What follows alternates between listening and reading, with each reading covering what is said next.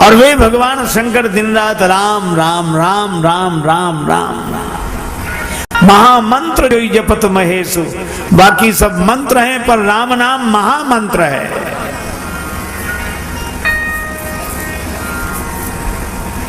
मैं आपसे यह पूछ रहा हूं कि शंकर जी जिस महामंत्र का जप करते हैं तो ये राम वही है, दशरथ जी के पुत्र राम जी हैं? मुझे तो नहीं लगता कि ऐसा हो। इनका नाम क्यों लेंगे शंकर जी? एक राम अवधेश कुमार, एक राम अवधेश कुमारा, तिनकर चरित विदित संसारा। तिनकर चरित विदित संसारा।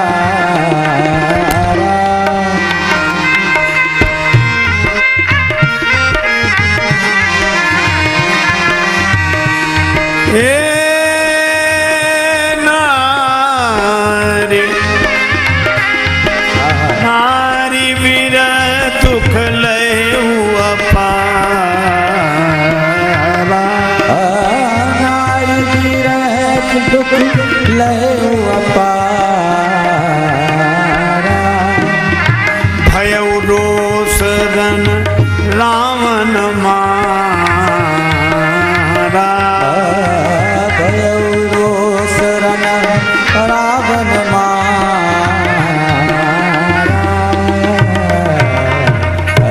एक तो राम जी महाराज दशरथ के पुत्र हैं,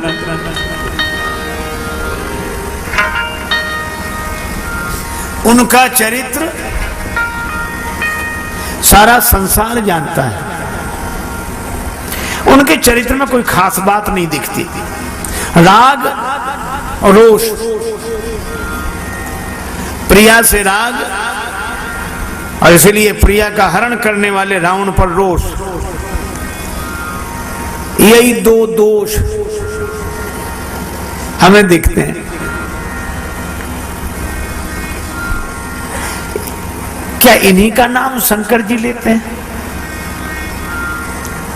हम गुरुदेव आपसे इसलिए पूछ रहे हैं कि होए न विमल विवेक और गुरु सन किए दुराव। गुरु से कपट करने पर ज्ञान नहीं होता।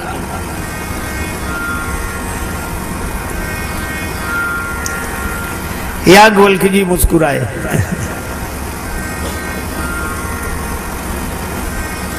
एक बार एक सज्जन हमसे कहने लगे कि श्री कबीरदास जी ने तो कहा एक राम दशरथ का बेटा, एक राम घट घट में बैठा, एक राम का सकल पसारा, एक राम सब जग से न्यारा। तो महाराज कितने राम हैं? चार तो यही हो गए। हमने कहा कि संत की वाणी समझो।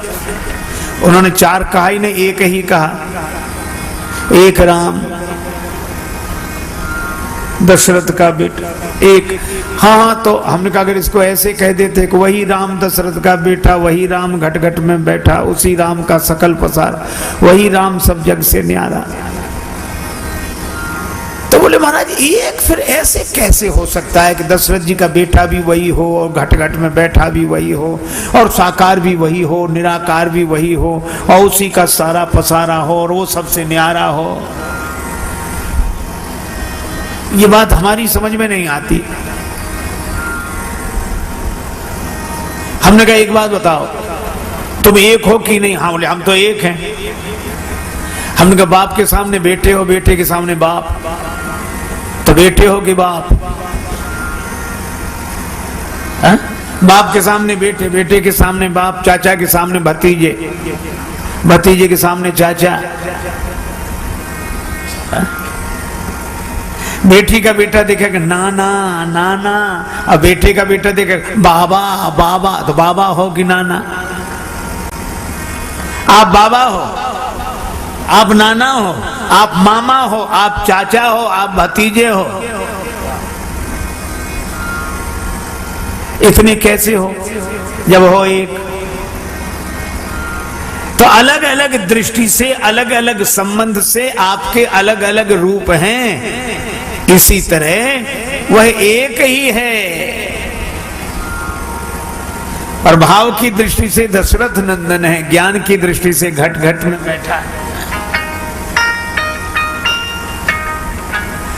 पर भरद्वाज जी कह रहे हैं कि नहीं, हमें तो समझ में नहीं आता, वही राम वही कैसे। अच्छा, आप विचार करना, क्या भरद्वाज जी को संदेह है? याज्ञवल्क्य जी ने कहा कि तुम्हें कोई संदेह नहीं है, तुम्हें कोई संदेह नहीं है, और कह रहे हो कि गुरु से कपट नहीं करना चाहिए, कपट ही तो कर रहे हो।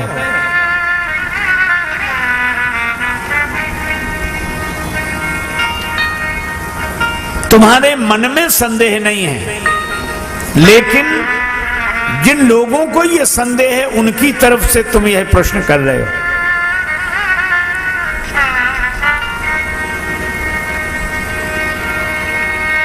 तुम्हारे मन में कोई शोक मोह संदेह नहीं है।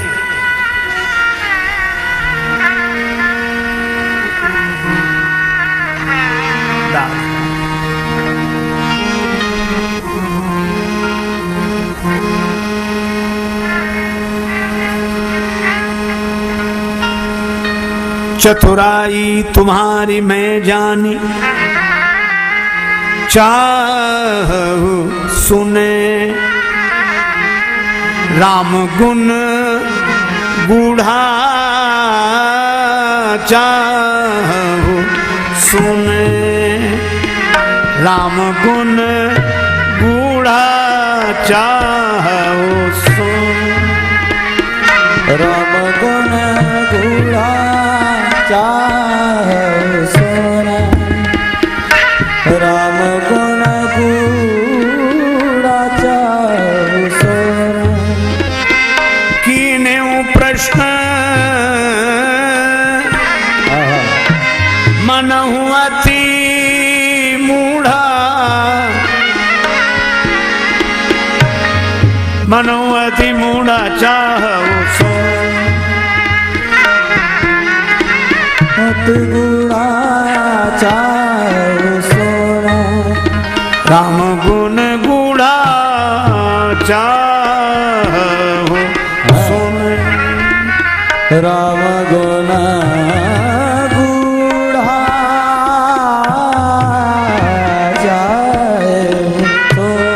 चाहू सुन राम गुण बूढ़ा, चाहू सुन, चाहू सुन, चाहू सुन, चाहू सुन। राम जी के गुण सुनना चाहते हैं, और प्रश्न ऐसे किया जैसे कोई ना समझ करे।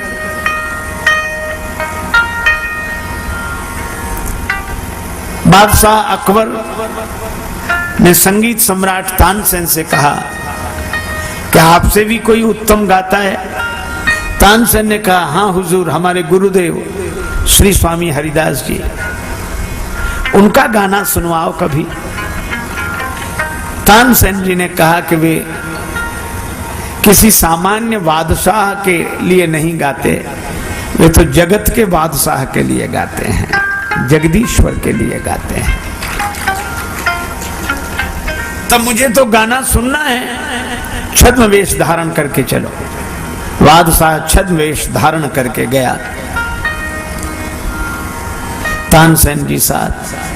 अब स्वामी जी से कौन कहे कि गायन सुना,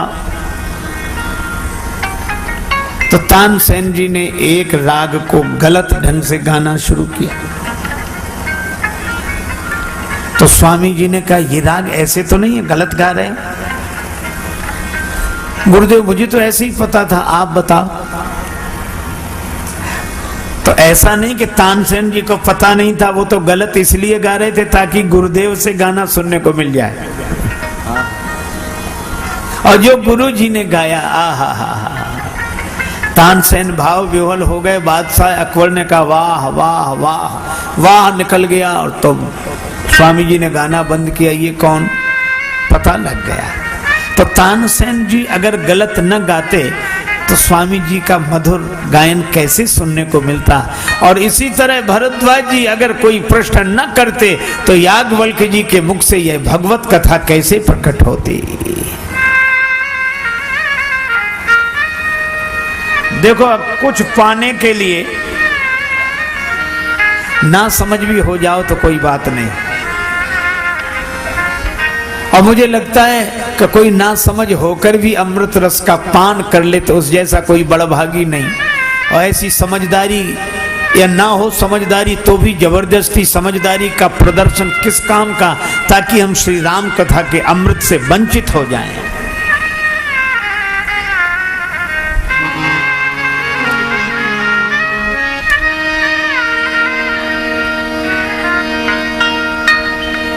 और यहां आप लोग बड़े विज्ञ पुरुष हैं, एक बात मैं और कहता हूं कि भरद्वाज जी को तो संशय नहीं है, पर सती माता को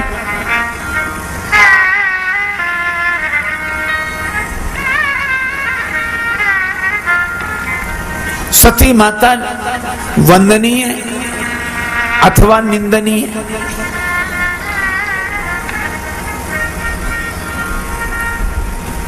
एक महापुरुष ने बहुत अच्छी व्याख्या करते हुए कहा कि सती जी में उनके पिता दक्ष का भाव है, इसीलिए कहा गया चले भवन संग दक्ष कुमारी। और इसीलिए उन्होंने भगवत कथा नहीं सुनी, क्योंकि दक्ष कुमारी। चतुर लोग नहीं सुनते।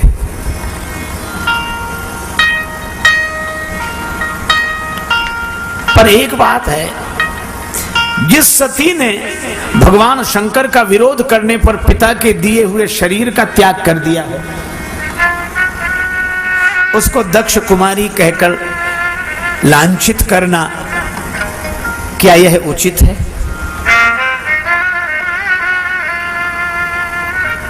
पर व्याख्या बड़ी अच्छी है। तो एक दूसरे महापुरुष का भाव सुना। उन्होंने कहा कि नहीं नहीं, सती जी वंदनीय है। हमने कहा कैसे? का सती जी दक्ष कुमारी हैं, इसलिए शिव जी की बात नहीं मान रही? ऐसी बात नहीं है। वे इसलिए नहीं मान रही हैं क्योंकि वो सती हैं, और सती पति को ही परमेश्वर मानती है। वो पति के कहने पर भी किसी और को परमेश्वर मानने के लिए तैयार नहीं है। ये सती माता है। ये सुनकर तो अवाक रह गए। भाई यह बात भी बिल्कुल ठीक है, अगर वह बात ठीक है तो यह भी ठीक है। ये दोनों महापुरुषों के अपने अपने ढंग से मत हैं। लेकिन मैं अपनी बात कहूं, एक दिन श्री रामचरितमानस का पाठ करते समय यह पंक्ति मेरे ध्यान में आई। श्री तुलसीदास जी महाराज बहुत सजग हैं। याज्ञवल्क्य जी ने भरद्वाज जी से कहा कि तुम्हें कोई संशय नहीं है। भरद्वाज बोले मुस्काई तुम्हें विदित रघुपति प्रभुताई।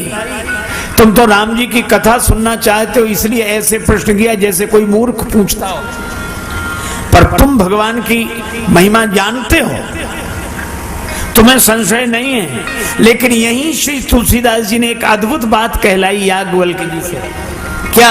याज्ञवल्क्य जी ने कहा कि भरद्वाज जैसे तुम्हें संशय नहीं है, पर तुम संशय की भाषा बोल रहे हो, इसी तरह सती माता को भी कोई संशय नहीं है। ऐसे ही संशय कीन भवानी, महादेव तब कहा बखानी। इसका अर्थ है कि न सती जी को संशय है, न भरद्वाज जी को संशय है, पर संशय कीन भवानी नहीं है संशय।